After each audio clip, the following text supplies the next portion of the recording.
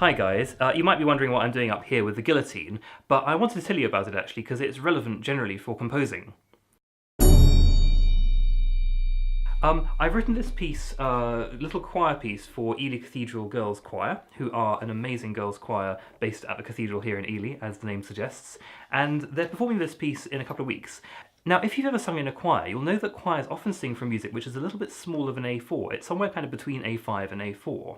Now, you might think this is obsessive, but I really wanted to get my choral music printed on that size of paper, or something like that size. The reason being that I just think if you're singing from an A4 booklet like this, I mean, you can do it, but there's something a bit inconvenient about it. There's something a bit kind of, it flaps around too much in your hands, and the smaller format is just much neater to hold and to perform from. So when I printed this piece, I printed it on A4, or got it printed at the printers as an A4 staple booklet, but I measured it all up so that I knew I could then trim it all down. It's sort of asymmetrically printed on A4, but if you trim it all down, you can see it's asymmetrically in the page there, but if you trim, it's designed to trim the top, bottom and the sides off, and then you get a nice booklet.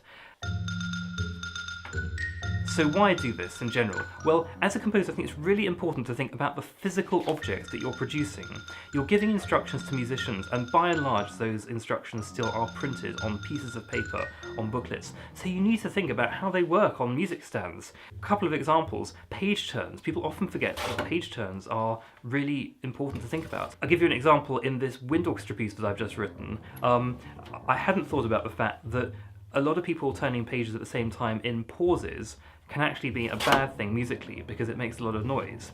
And of course, in a wind band, when you've got two people on a desk, then one player can turn the page. So although you might think you need to put page turns when you have rests, and I know Sibelius nowadays is clever enough to do that for you, it might be the case that you're writing a piece where you want the rests not to have page turns in. I mean, another example, in the end of this piece, can I show you on here? The choir ends on a last bar of a page, and then the organ has a few bars of music at the end of the piece on the last page. But I put in an instruction, do not turn page, because actually you don't want flapping there, and you just want kind of peace and stillness. There is a theatre to music, and pages and the physical instructions you give on your music is part of the theatre, I suppose, as well as being a practical aspect. So the more you can think, I think, if you're trying to get your music performed, the more you can think about how you present your music physically as an object.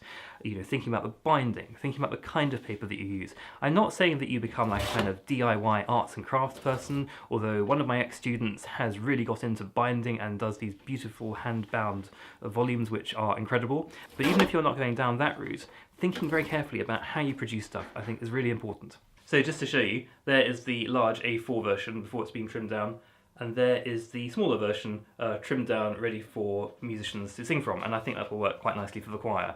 I do have a print company that I use for bigger jobs. They have an industrial guillotine that can cut through 1,000 sheets of paper in one go. It is a thing of glory to behold, and I did get to see it once, but for a small job like this one, it's just 30 people, it's much easier to do it by hand. It didn't take a minute. Right, okay, time to take these off to the choir. And fortunately I live in Ely, so I can drop these off by hand.